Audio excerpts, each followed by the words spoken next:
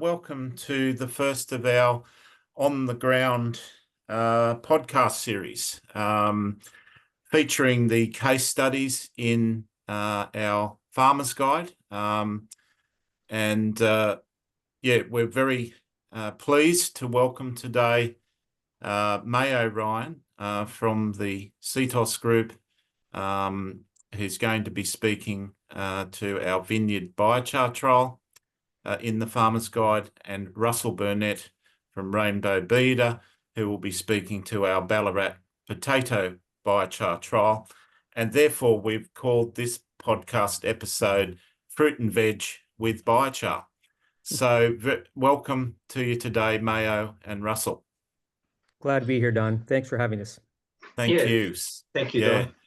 So, just setting the scene here, if you could just introduce yourselves and your organisations and just give us a quick overview of your involvement in the biochar trials, but then also what motivated your teams to explore biochar for these applications. So vineyards in your case, Mayo, and potatoes in yours, Russell. So Mayo, we'll start with you. Good. Yeah, my name's Mayo Ryan. I'm the co-founder and CEO of the Sitos Group. We're about a 3.5-year-old startup, biochar manufacturing and carbon removal startup.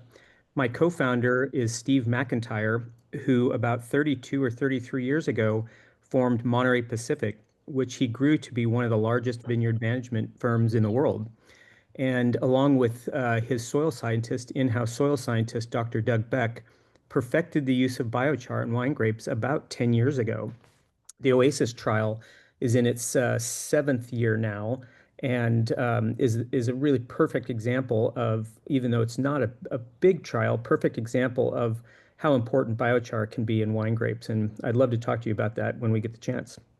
Right. All right. Thank you. Thank you. And Russell, potatoes. Yeah, thanks. Yeah, thanks, Don. Firstly, Russell Burnett. I've been connected with the Rainbow Biochar Group since their inception, which goes back to, I guess, around about 2008. And my involvement with biochar is also concurrently with what, I did pyrolysis machines and equipment around the world, and did a lot of R&D work in the early days in Australia, and did a lot of work in conjunction with Stephen Joseph, of course, and we work closely with a lot of R&D projects. But my focus now is principally with the Rainbow Biochar Group, who are commercialising really probably the biggest facility in Australia. As we speak, it's complete, ready to go. It's just a matter of getting infrastructure ready at Katunga in northern Victoria, here in Australia. Yeah. And my involvement with the potato goes back a long time, 11, 12 years ago, when we worked with Stephen Joseph, of course, and also the head of horticulture and genetics for Elders Australia, Renee de Jong, and we did biochar trials, not as a broad-scale amendment, but as a fertiliser blend for seed potatoes, which had dramatic positive results. And Rainbow Biochar now is doing larger scale projects in this coming season in South Australia. So I'll leave that back to you, Don. Okay, great. Thank you very much. So I guess, that sets the scene, but with the trial design and implementation, so for Mayo, with the vineyard trial, could you describe the setup of the vineyard trial, the location, soil type, and climate conditions there? Yep, sure. The trial began in 2016, Don, and was kind of the brainchild of a couple really important people in our world, Josiah Hunt at Pacific Biochar and Raymond Baltar at the Sonoma Ecology Center. Found funding in 2016 from the Department of Water Resources, and they wanted to test biochar in wine grapes at the planting level. And that's really where we get the most impact from biochar, is at pre-plant, because we can get the volume in, get it at depth, and the impact is just much, much greater than if we were to go back in a production setting. And so that was the goal. And we've harvested, I think we're on our 7th harvest now. And the results have been nothing short of spectacular. The vineyard is in a town called is near a town called King City, which is about an hour south of Salinas, California, in Monterey County. It's an 8-acre vineyard with really sandy soils. There is only about a 7% organic matter in the soils when we started. And the goal was to increase that soil organic matter. So very degraded soils. It was a planting of Pinot Noir clone, and in a much larger vineyard, a 9x5 spacing. And I'll be happy to talk about the biochar treatment when we get there. Yeah. Okay. So it seems to be that biochar does tend to come into its own in poor soils. As well. So it's very interesting. But we're talking about a specialized crop here, a high value crop. But what type of biochar was used, Mayo? How was it applied, and at what rates? The biochar came from a Josiah and Pacific biochar made in Northern California, in Shasta County, near a town called Eureka. And it was made using, the feedstock was hazardous forest waste. Okay. And then the biochar was trucked down, transported to Monterey County, and was allowed to cure in compost yard owned by Keith Day, our partner in our Regen Monterey pilot program. And so Keith Day delivered the compost, Pacific Biochar delivered the biochar, and the blend was 15 tons of compost with 10 tons of biochar. So the control had no treatment whatsoever, over and above normal traditional practices that Monterey Pacific would have done in that vineyard. Then there was a biochar trial, just biochar, a compost trial, just compost, and then biochar compost blend. And in almost all cases, the biochar compost blend exceeded the performance of everything. And all three vastly exceeded the performance of the control block. All plots received the same irrigation, the same fertilizer regime, no change there. And proved very successful. Okay, that's very interesting. So and look, over to you, Russell, with the potato trial. So how was the Ballarat potato trial structured in relation to soil type, treatments and layout? The Ballarat region is renowned for its potato growing, and it's based on a very blessed soil type. It's a volcanic region. Historically, a lot of volcanic intrusions into that area. The soils are basalt base, so it's a good base to build your soils. They're free draining. But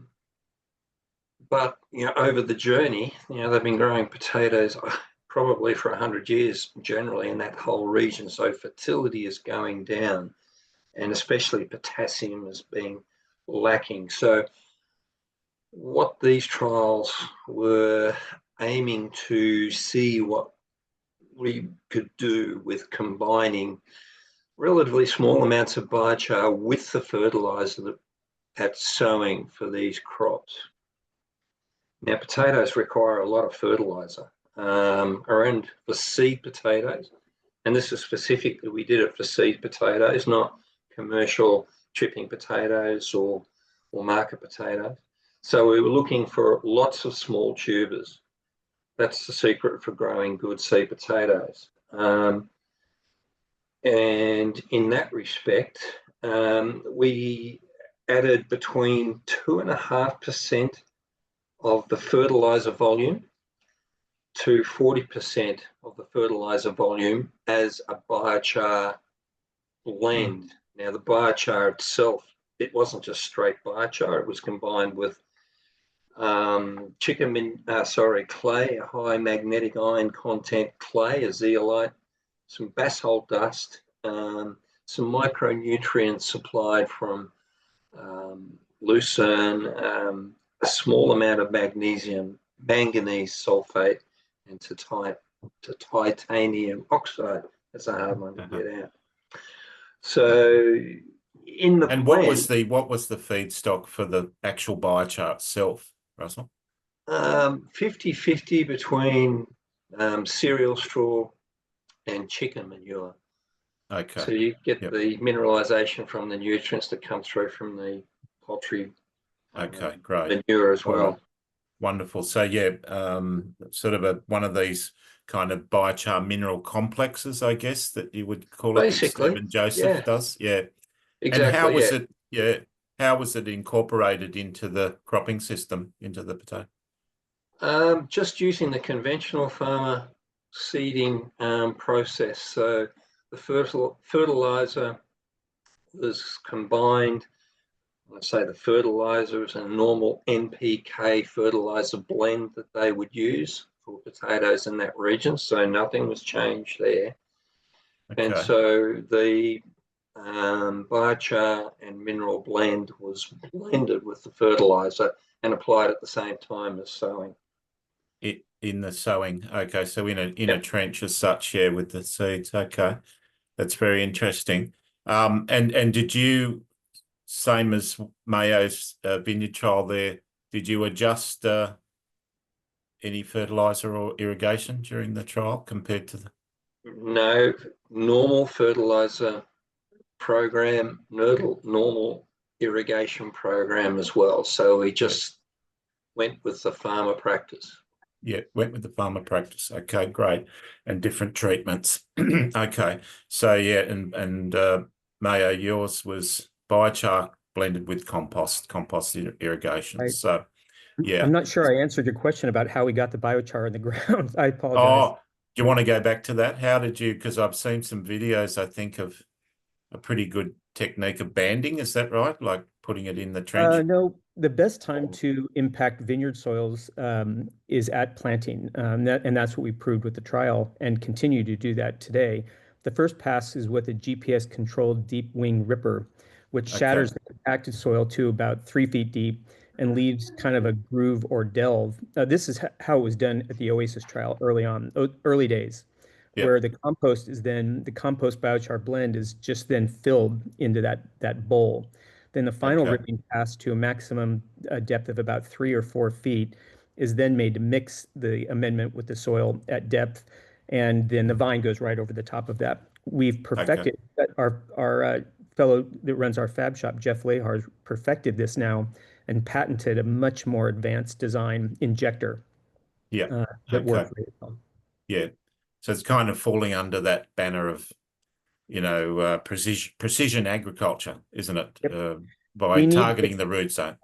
we need to get the biochar in the ground. And Yeah. so just banding it, wind, water, rain, will all move that biochar away. Once it's in ground, it doesn't move. Okay. Yeah. Yeah. Fantastic. All right. So look, going on to, I guess, the observed impacts.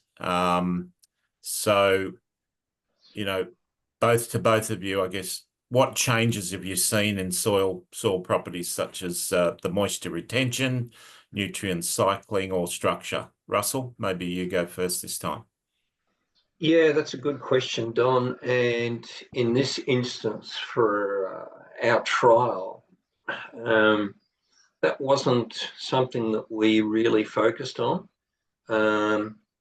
And I can't recall, I mean, this is going back 10 or 11 years ago now, the farmer commenting on any structural change or moisture retention improvement. What we were looking for was to actually produce more saleable potatoes for the grower. And in that extent, it exceeded our expectations. It did very, very well. But in terms of the physical properties, I can't really Speak to that comment too on it. much. Okay. What about you, Maya? Was there Yeah, changes in the soil properties? we saw, so I mean, these were really degraded soils at the beginning. So 7% soil organic matter going in. With just the biochar, we saw a 42% increase in soil organic matter. With just the compost, we saw a 30% increase in soil organic matter.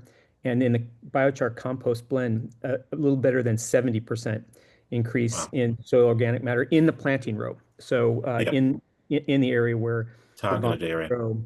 And what we saw and what we continue to see is that the roots follow the biochar all the way down. So we're Okay. seeing an increase in productivity, the speed of which the plant matures, so an earlier first harvest. And then in a sec, I'll get into all the other benefits that we see. Yeah, yeah. But moisture retention, nutrient cycling or structure, that was all Over the moisture last retention. Right. Over the last, say, 6 years of production, so 2 years of pre-production growth and then 6 years of harvested crop, in the Oasis trial, we're seeing a little better than a 35% increase in yield without any use of additional moisture. So that's a 35% increase in water use efficiency, which is huge in sort of a drought-plagued California. And in Yeah. some years, the biochar compost blend in the poorer harvests. So I think 2022, 2023, when we saw a poor harvest across the board, the biochar compost blend's yield was 80% over the control. So in a poor year, we see a really big benefit from the biochar compost. Okay. Fantastic. And obviously also the vine health, is that improved? But what about the grape quality as well? Did you measure? We didn't see much more juice content, Okay. but the berry size was bigger in the biochar treatment, quite a bit, actually, statistically bigger. But all of the juice qualities, we took tests in the 4th and the 7th years, did a full liquid panel on everything. And so even though the berry size was bigger, we saw no loss in color. And all of the wine grape quality components are maybe not statistically improved, but there's an improvement. And the point is there's no loss. So with the 35% yield increase, a bigger berry, we saw the same wine grape qualities as those lower yields. Generally higher yield, lower quality, not in this case. Yeah. Yeah. Okay. So that's means increased productivity often refers to increased profits as well. So well, it does. that's, I mean, the financial performance is there. After 2 years, we saw positive ROI, and after the 7th harvest, I think we're up now to about $18,000 of positive ROI since the beginning. So the biochar for itself, and it continues to give carbon priming effect. That's fantastic, and that's why our farmer's guide is, I find, quite powerful, particularly the case studies,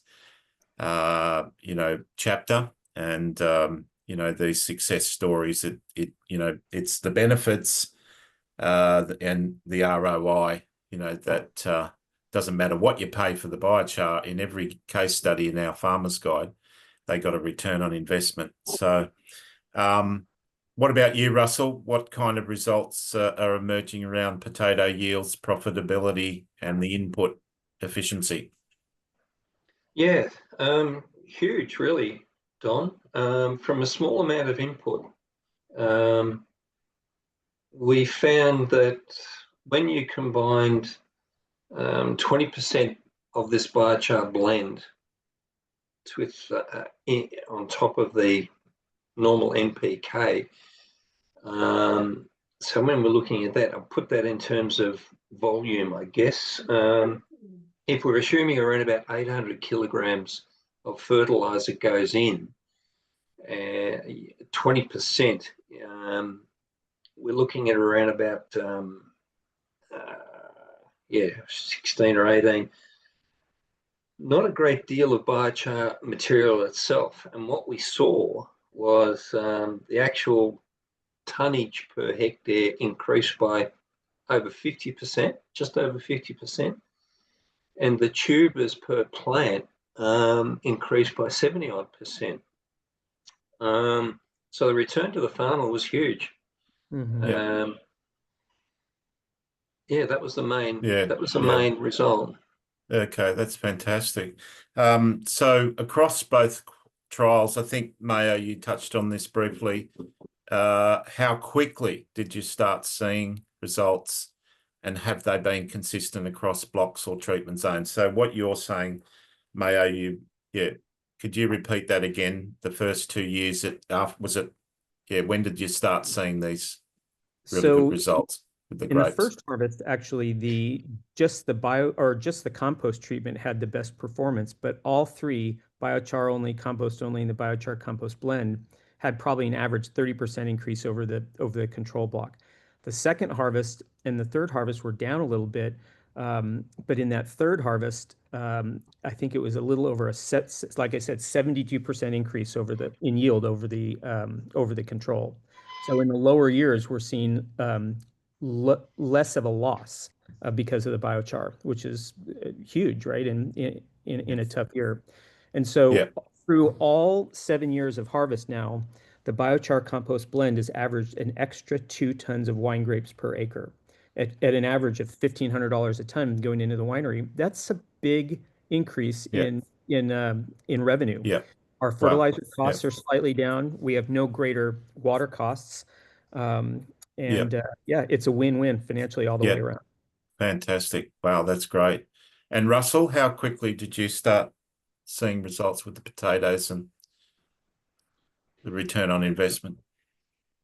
Return on investment was pretty much immediate. Bear in mind, potatoes are around about 100-day crop, so this whole exercise was done and dusted in that one cropping season. So, from an investment of putting in 160 odd kilograms of biochar per hectare, you double your yield. What's the return on investment there? Potatoes are a volatile price crop, one of the most volatile agricultural crops there are. So they can be $500 a ton, they can be $1,500 a ton for seed potatoes. So if you double those figures, it's a big number. It's a big number, yeah, for sure. So that's what this is about. Biochar is very in demand for its carbon removal qualities. And, it has been shown that there is somewhat of a block with the markets, and so that's what this series is about. That's what the Farmer's Guide about, is showing that actually biochar could stand on its own 2 feet alone, even without a carbon credit, potentially. Would you agree with that comment? Oh, yeah, absolutely, Don. These exercises validate that premise. We don't really need the carbon credits, etc. It's a bonus. Would you agree with that, Mayo? Yeah, I do. I think Russell's exactly right. I don't know that we've realized the full value of biochar, especially in high-value specialty crops like wine grapes, pistachios, and almonds. I'm really excited about getting biochar into almonds and pistachios in the Central Valley. We've got about 1.7 million acres of almonds, and I think biochar could do a great help there. Same with pistachios. Yeah, that's right. And saving all that water and input costs, and replacing perhaps fossil fuel based synthetic inputs, with biological inputs. I think it's the way to go. And building soil in the meantime. We need to build our soil. We're going to be more resilient to drought when that hits, I think, as well. And you're seeing that in California there, Mayo. So I guess, so with any challenges or learnings, so were there any unexpected challenges during application, monitoring, or analysis, Mayo? I'm curious to see what Russell's. It's been okay, Russell.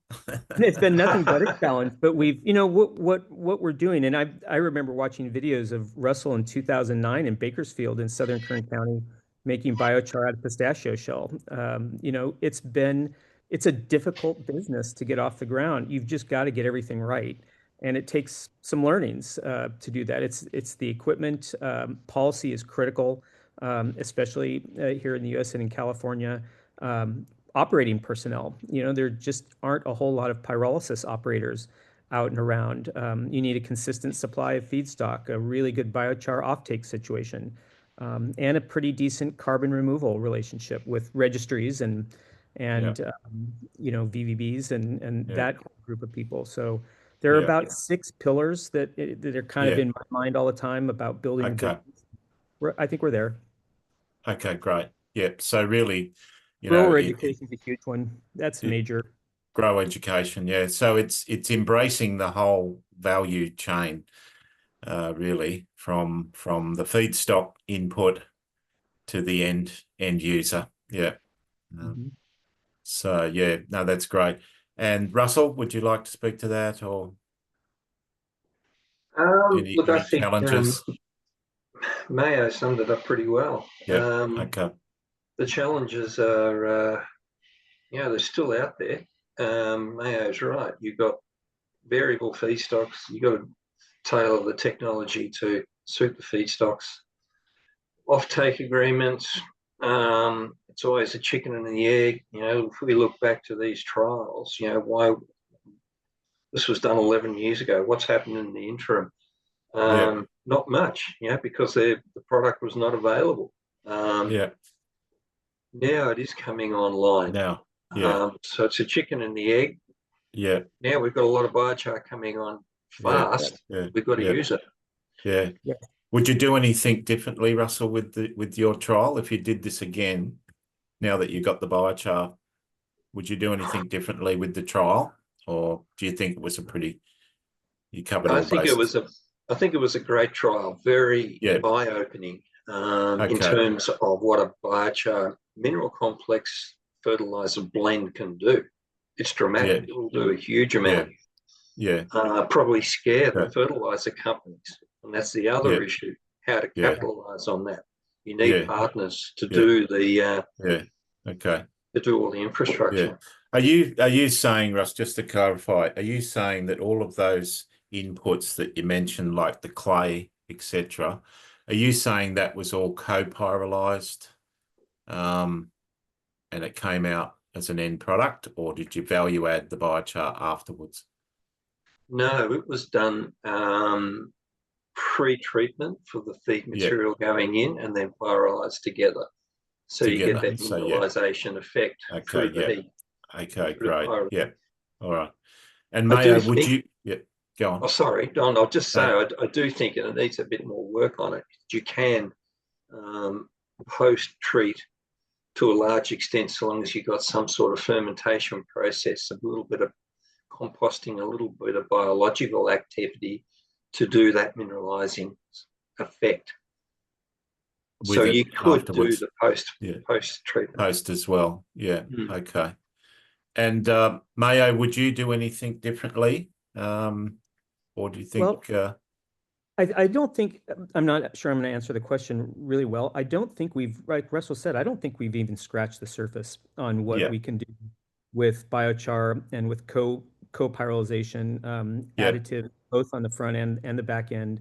We're still early days. We're kind of taking the last 10 years of biochar 1.0 and making it into biochar 2.0, which is a much more industrialized industry. We adopted Stephen Joseph's pyrolyzer design because here in California we have very, very different soil types up and down the San Joaquin and Sacramento valleys, and here in the Salinas Valley. So we want to be able to customize biochars for specific soil types, adjusting pH and other characteristics. But we've got a ways to go. I'm excited about it. I just can't wait to get into some of the poor soils where we've got pistachios in the valley. I think biochar is a huge solution over there. Yeah, that's right.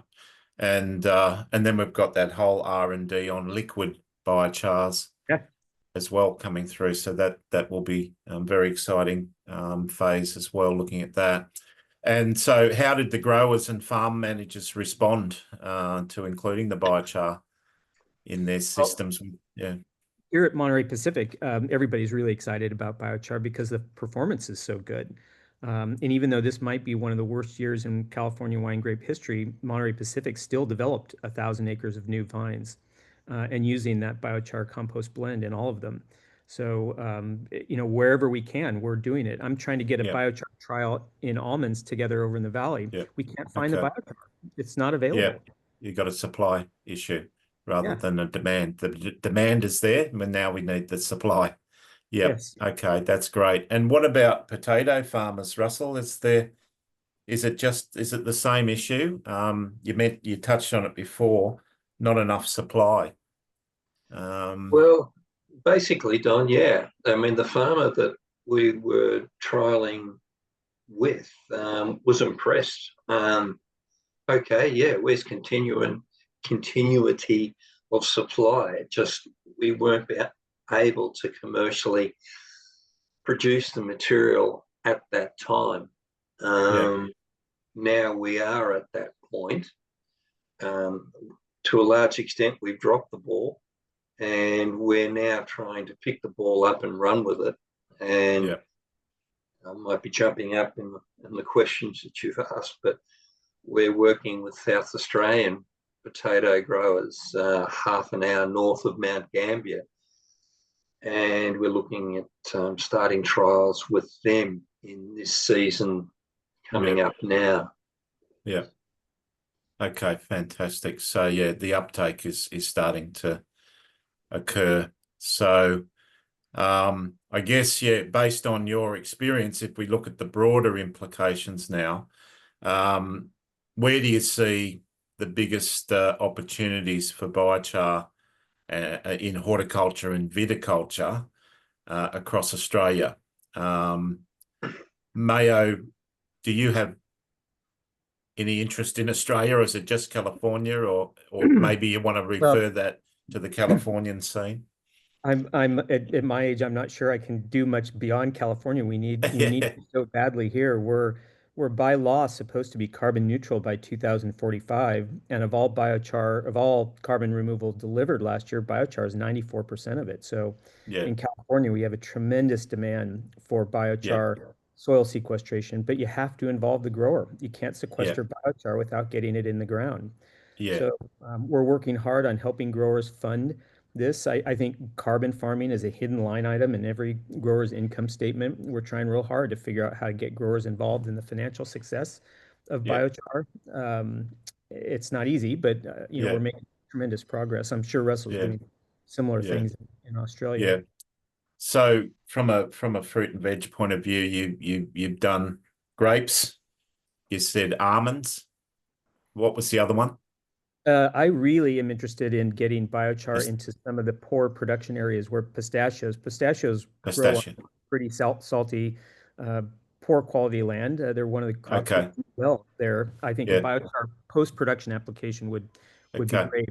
And we've invented a piece of equipment, at least our friend Jeff Lehar has done an applicator.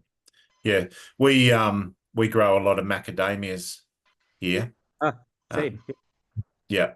And have you got? I think it's Hawaii's got a lot of macadamias, don't they? So do you in Australia. In fact, I think more in Australia. Yeah. Well, it's our largest native horticultural export. So yeah, it's a native. But Russell, what do you see as the biggest opportunities for biochar in fruit and veg markets in Australia? Potatoes. I think in terms of potatoes, there's a lot of our potato growing country that is extremely challenging. With light, what we call gutless, low carbon, low organic matter, sandy soils, just nutrients and water leach through. Fantastic. You can put a lot of biochar into that ground to be that sponge. See it mineralize, age, and see the farmers benefit, I believe, in a lot better moisture retention and nutrient retention, and see a lot of more symbiotic processes happening with the soil biology. Okay. Yeah. Certainly in fruit and veg, when one of the interesting things I've seen with broccoli is the effect that biochar can have on the form of nitrogen that's in the actual product that they're selling. I mean, AusVeg has flagged that nitrates in our leafy green vegetables are going to be regulated. Nitrates are a recognised carcinogen, and then levels of nitrates, because of the fertilisers programs they have, is very high. And when you put in our small trial, we need to do more, but what we've seen is that form of nitrogen is flipped. Instead of being nitrate dominant, it's ammonium dominant, which is fantastic, which is what we want to see. So there Yeah. could be a huge way of getting it into the leafy green vegetable market. Yeah. Fantastic. So I guess, yeah, the trial learnings. So how can the trial learnings like yours inform this larger scale adoption, policy support, and industry innovation? I'd like to see these entities that are in the horticulture, fresh veg, potatoes, come and talk to us and let's get more trials happening. We're opening to get that. We need more data. We need to validate it. The more we have, the more confidence we have. Yeah. And just referring to our 2030 roadmap, that's available on ANZBIG.org to download at no charge, a digital version. And in the roadmap, that's initiative for support biochar commercial demonstrations and trials. So it's the biggest budget line item in our roadmap, and really important, it's nothing better than having that data. The data is gold to, I guess, convince the big end of town, if you like, agribusiness.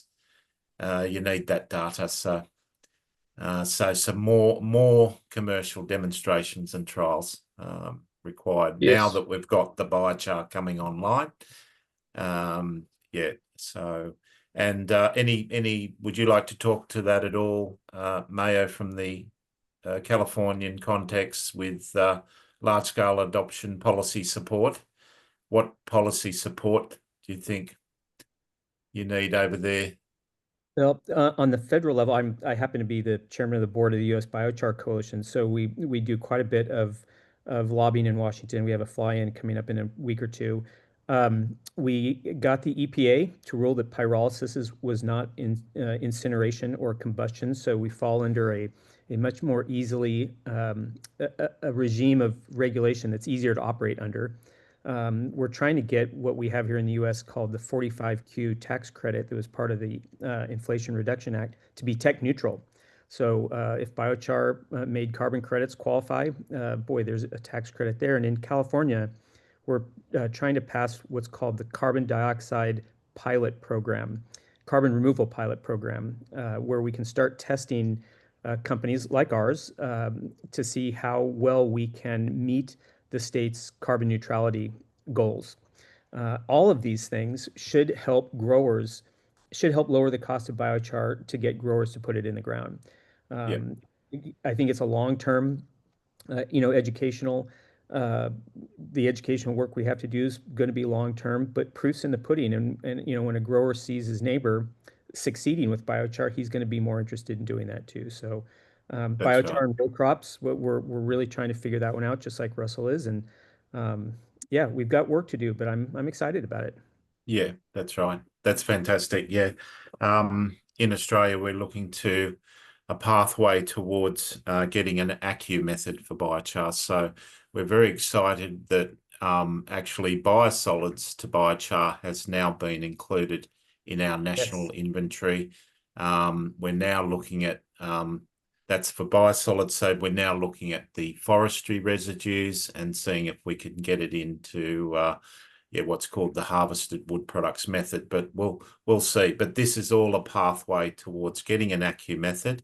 And some of our members have said that if we can get that ACCU method, it will drive investment, and they could start up 10 biochar projects tomorrow if we got that. So we really need that policy support, but also supporting the industry innovation, because it's got all these other benefits like water and fertilizer savings and productivity gains. So we can, Russell's saving all kinds of gas at the greenhouse with the rainbow bee eater. We can use the heat coming off our machines to generate quite a bit of renewable electricity. So there are all these great knock-on co-benefits that that are really going to help a lot. That I think we all. And we've identified we can draw down up to 30% of Australia's emissions with using biochar in agriculture alone. So yeah, look, if other growers are listening today and want to explore biochar, what would be your single most important, piece of advice to the growers? Good one. Russ, you want to go with Russell, that? do you want to go first? I mean, yeah, that is a good one, Don. And I probably reiterate what I had said before, especially in our instance, Rainbow Bee Eater. Approach us and let's do some, explore, see how it works in your program. There's a huge number of variety of crops that are grown in this country under so many different farming programs. One fit is not going to fit all, but let's work together. Approach us. We're very approachable at the moment. We have a lot of biochar coming online, and we're looking for a home for it. So please approach us. Yeah, that's great. I would just say keep an open mind. We've got some really great early adopters here in California. Steve McIntyre is one. Our almond grower friend over in the valley is another. But there's a large group of growers that still remain skeptical. I would just say don't be daunted by this. Dip your toe. Yeah, that's great. Give it a go. All right, great. So I guess closing thoughts. What's next for each of your projects? You're going to do further trials, data collection, or scaling up? Mayo? Yeah, we're trying to scale up. We've got a plant going in southern San Joaquin Valley, almost ready to break ground on that. Our first machine arrives here in the port of Long Beach in 4 days. So that's a Stephen Joseph designed machine originally. We're really excited about that. And then project number 2 will be here in Monterey. And that's another, I'm hoping to have that up and running by the end of next year. So it's scaling up as elegantly as we can. Yeah. And you'll run further trials. Absolutely. Oh, gosh. Data collection. It's all That'll part never of. stop. Yeah. Okay, great. And Russell, what's next for you? Certainly the larger potato biochar trials in South Australia. That's the immediate program that we're working on at the moment. Other aspects of it are a lot of the product we'll be making probably going to more of an industrial home.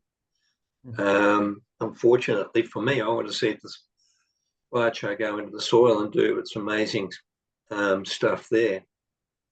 But certainly that will be a home for our product. Downstream, and it's not something we can do yet, and that goes back to the biochar trials with the seed potatoes, where we used our fertilizer blend. We have experimented with prilling biochar with urea and DAP. Yes, we can do it. Can we do it at scale? Not yet. We aim to hopefully be doing that in another year or 2, but it's very open-ended. We really need partners to do that with, and it's certainly not going to be a commercial fertilizer supplier in this country. They have a very bad reputation of buying up technologies and then parking them, because their main game is selling nitrogen and phosphorus fertilizers, not selling less of it. But we certainly in the very near future will be looking at some industry partners to producing a fertilizer blend with biochar. Okay. That's a really exciting thing.